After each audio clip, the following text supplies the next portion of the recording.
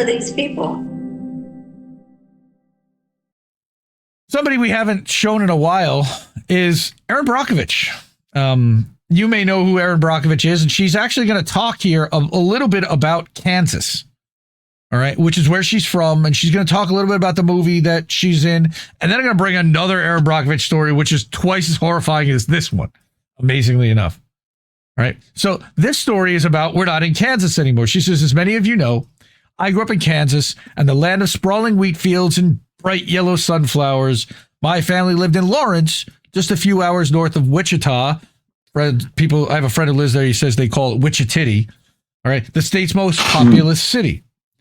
So she recently got a note from Sarah in Wichita saying, thank you for writing Superman's Not Coming. You encouraged and inspired me to keep pushing this issue. We successfully filed a class action lawsuit against Textron Aviation last week, and the local news has covered it heavily. What happened? Up to 300 homes in East Wichita sit above a toxic plume of chemicals, putting their health at risk and damaging their property values, according to attorneys representing the group.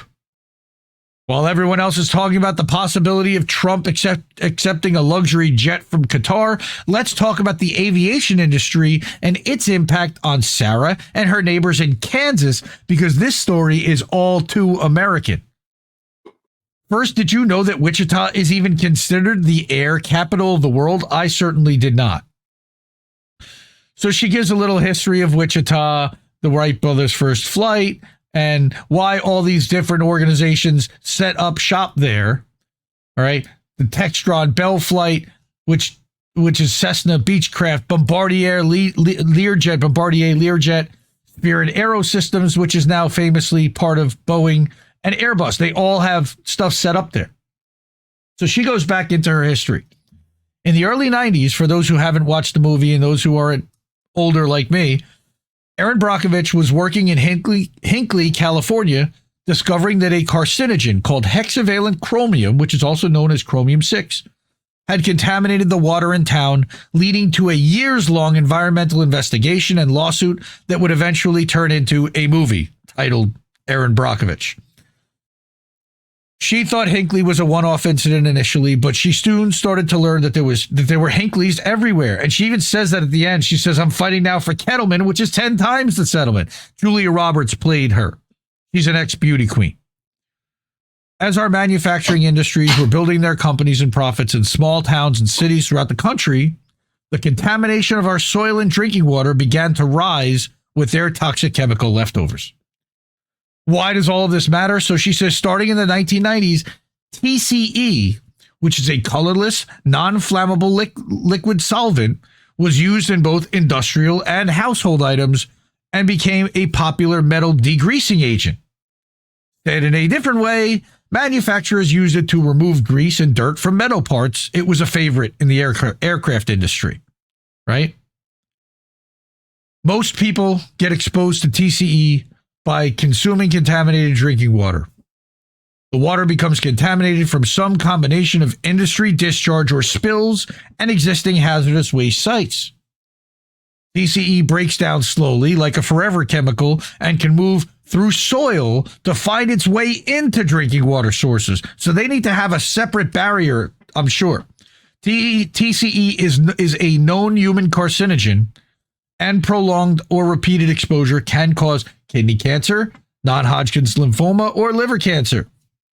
It also can cause damage to the central nervous system, liver, kidneys, immune system, reproductive organs, and fetal heart defects. So it's fucking bad. And it's still a problem. Last December 2024, the EPA issued a final rule regarding TCE, which bans the manufacture, including import, processing, and distribution in commerce of TCE for all uses, including airplane degreasing. But the EPA has received multiple petitions for review of the final rule.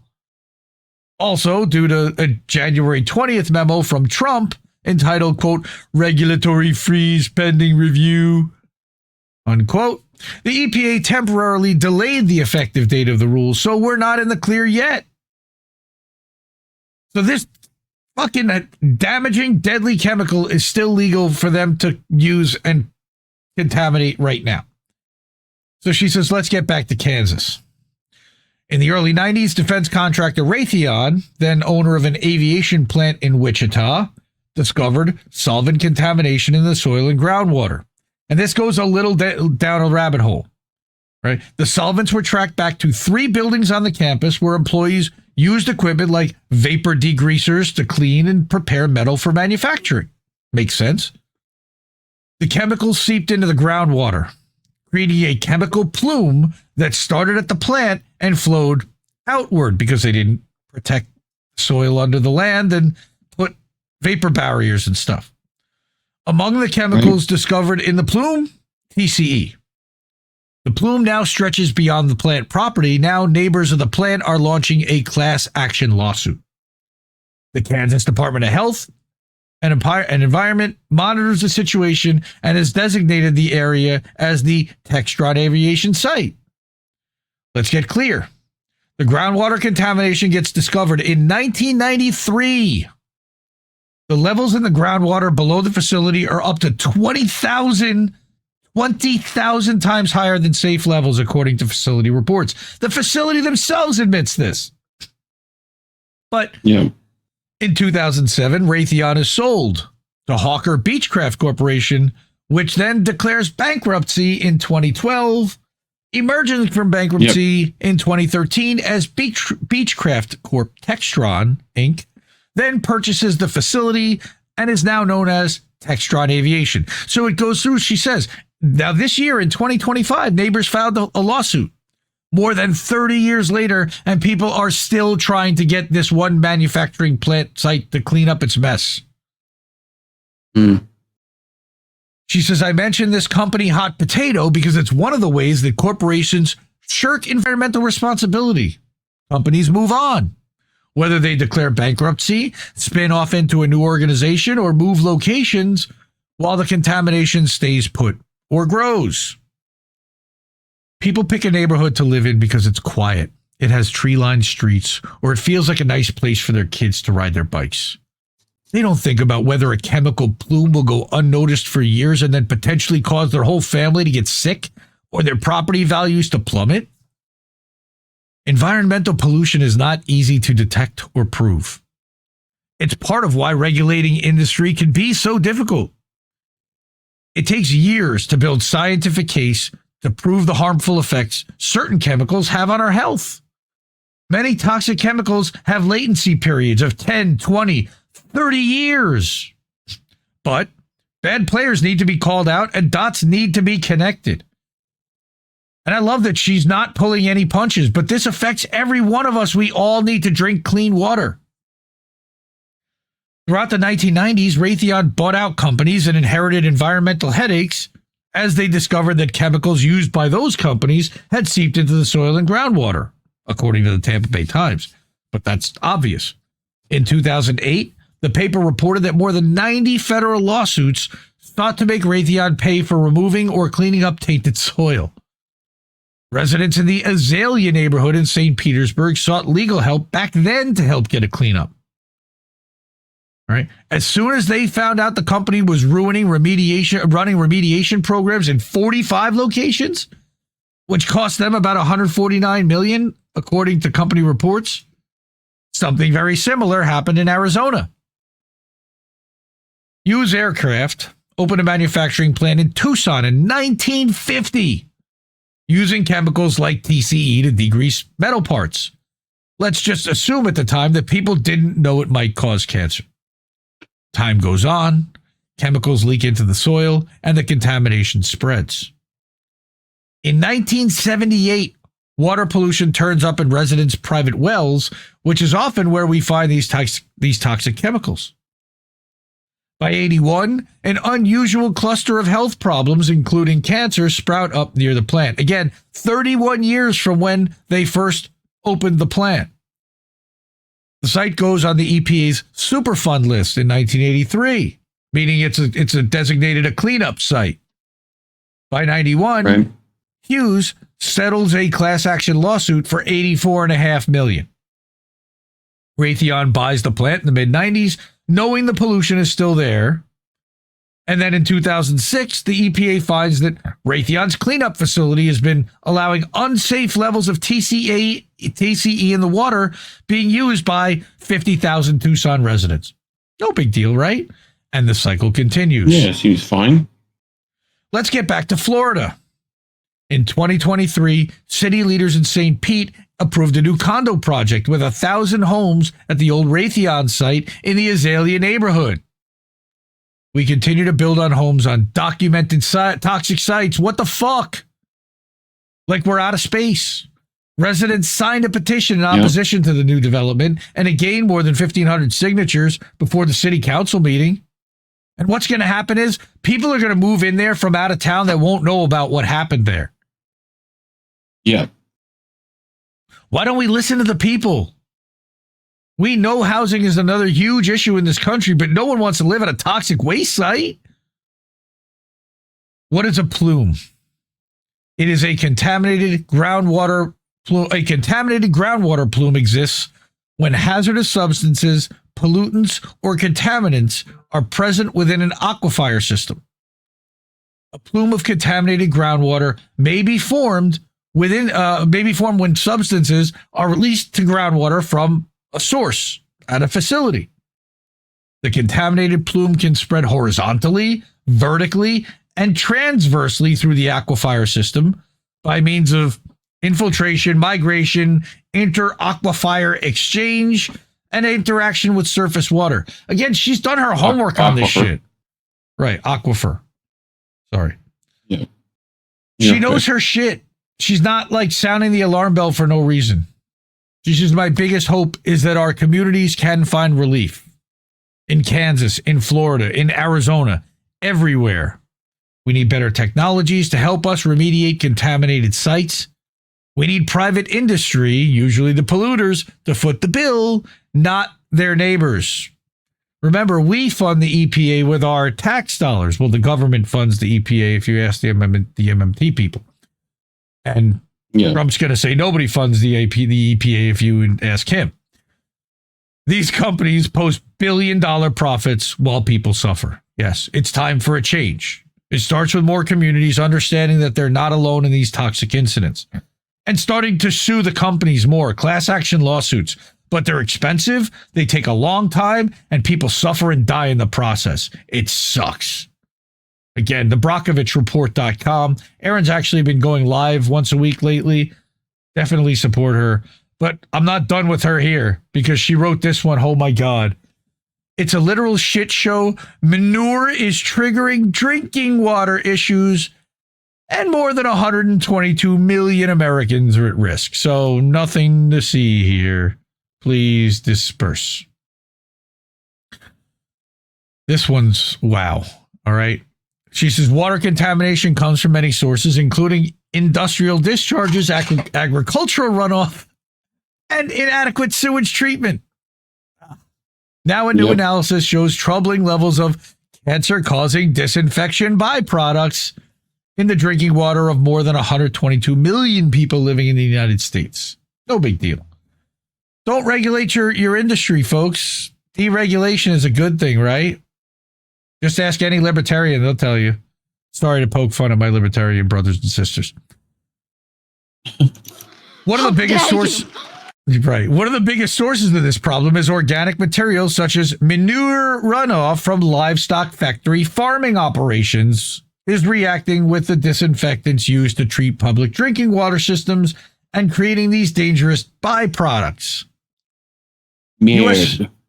Gross. U.S. factory farms produce 941 billion pounds of shit each year.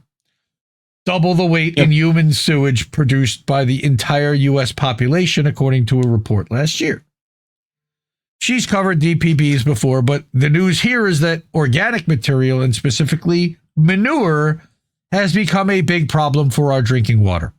Not good. Not good. Let's talk about how this happens and how you can protect yourself. So what I like about her is she doesn't just sound the alarm bell, but she actually gives you some simple solutions. Right?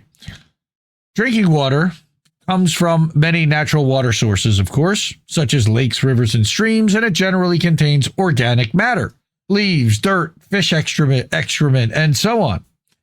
Adding chlorine, which is a disinfectant to water, is one of the primary water treatment methods that we've used because it's highly effective at killing most potentially harmful organisms, such as bacteria, viruses, and parasites. Basic shit, folks. Filter your water. Yep.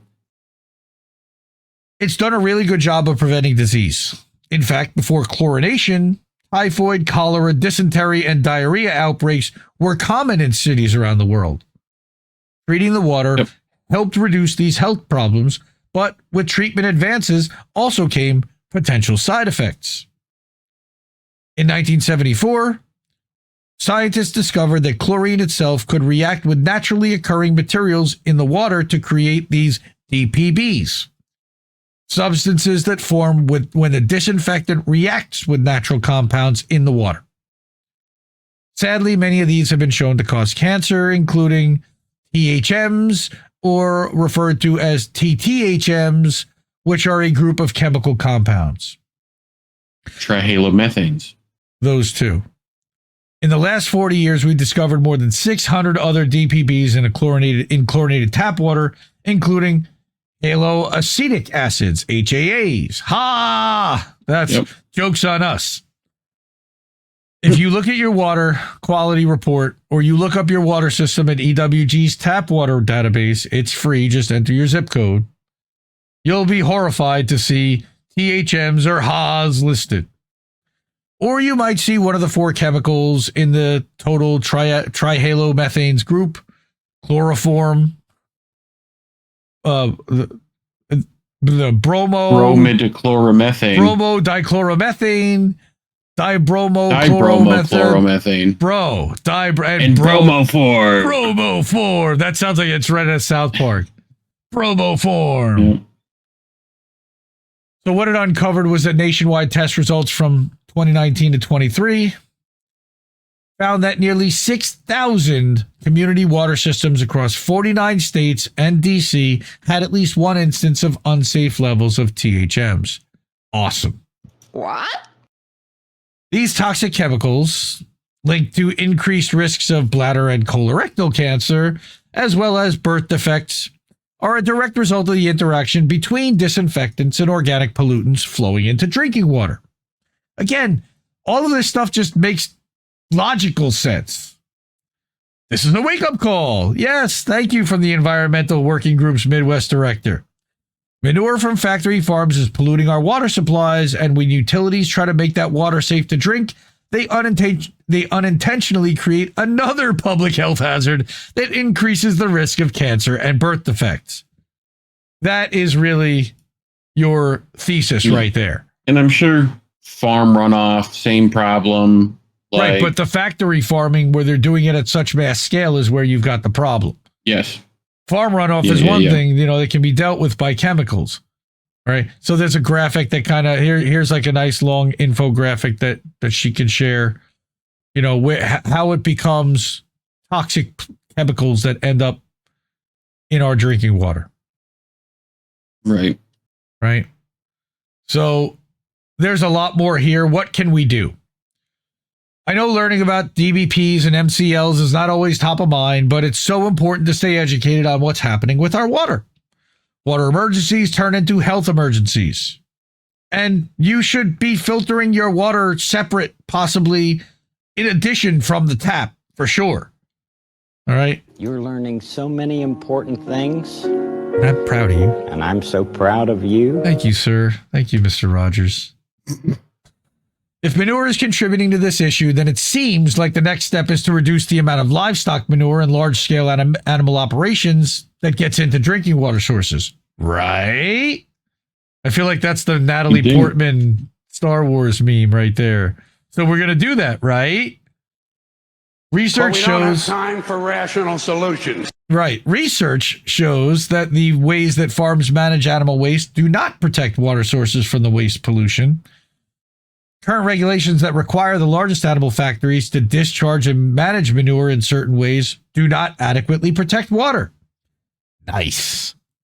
Perfect. I don't see any issue there. Particularly in rural areas, we need to turn up efforts to prevent manure from getting into sources of drinking water, thank you, to help reduce the amount of disinfection byproduct levels. That would be nice. Currently, the EPA, led by New York douchebag ex-Congressman Lee Zeldin, the EPA requires manure management plans only from the largest farms, which make up just 2% of all animal feeding operations. So we're really attacking the problem by going after 2% of the problem. Minnesota has a buffer law which requires grasses or shrubs to be grown in a permanent buffer up to 50 feet wide between a farm field and a body of water, which helps reduce runoff. Sounds like a great strategy that more states could potentially learn from. Maybe, if it works. The 2022 IRA began to send more money to farmers for conservation practices until the current administration started to freeze a lot of that IRA conservation funding. Thanks a lot, Trump. Billions of dollars have been cut off, or actually that's more probably Doge than the Trump administration, but funds for farmers to implement conservation practices, some of which could help reduce manure runoff. I don't know how much actually would. Water treatment systems also can help using treatments like enhanced coagulation, granular activated carbon, or nanofiltration to remove organic matter from water before it's disinfected can also help reduce the formation of disinfection byproducts, including those TTHMs. The issue here is also about money. The money, Lebowski, right? At home, using activated carbon or reverse osmosis filtration systems tend to be the best defense against DPBs. You know, I see a lot about zero water. The product Zero Water apparently does a very good job. To see a map of all community water systems in the U.S. that provide drinking water for more than 3,300 people, where at least one test contained TTHMs or the MCL of 80 parts per billion, she's got a link for that there. There's also an interactive map created by the National Environmental Group Food and Water Watch that shows a comprehensive picture of factory farm domination in America. Factory farm domination that only makes up 2%, or at least the ones that are large enough to be regulated only make up 2%. The resource, which is based on the USDA Census of Agriculture, includes density rankings that reveal the extreme concentration of factory farms and their waste in communities across the country. See, I would have figured it would just be in the Midwest. If we want clean water, we must look at all the ways that our water systems are challenged and be willing to course correct with proper resources. This almost makes me think of like the Man Bear Pig episode of Super Serial, guys, you know, where he's in his presentation, in his slideshow. I remember this, like to the early 2000s, he talked about how you have to attack the environmental problem stages at a time. And he was carbon sequestration and restoration of this and regulations to this. And we're going to have to add our way into it because any one thing isn't going to do it and isn't going to be enough, which I agree with. All right, so Erin Brockovich, the Brockovich Report, fantastic. TheBrockovichReport.com. Suzanne Boothby also writes over there with her. She's been with her since the day she started it. And I believe the very first episode of How Do We Miss That, we covered an Erin Brockovich story. We've been following and supporting her Substack effort since 2021. We will not be remonetized for doing a story like that. Water ain't sexy. It's not sexy. Oh, you got to get that on the soundboard. I want that on the side. I just pointed to Reefy. Nobody can see that. No. It's not sexy. Nope. Yeah. So, not my cow. I don't know. They're talking about their moo cows and somebody has a cow. That's awesome. Ask them. Ask them. Ask who? Ask them. No, I don't want to ask them. I don't want her to ask anyone. Journalists, ask them the question. We will, the way to monetize and support INN, journalists who will ask them the question. God almighty. Cash App, $ Indie News Network, Ko-fi.com/Indie News Network, PayPal.me/Indie News Network, INNnewsletter.com, and at IndieMediaToday.com as well.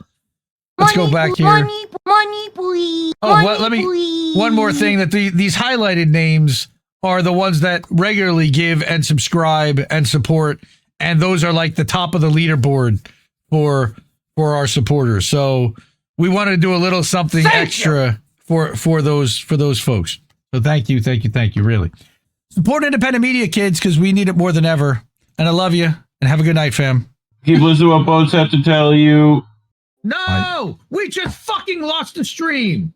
Can't keep giving us nothing and think we're bluffing about coming for your heads. Why play civil if you won't listen?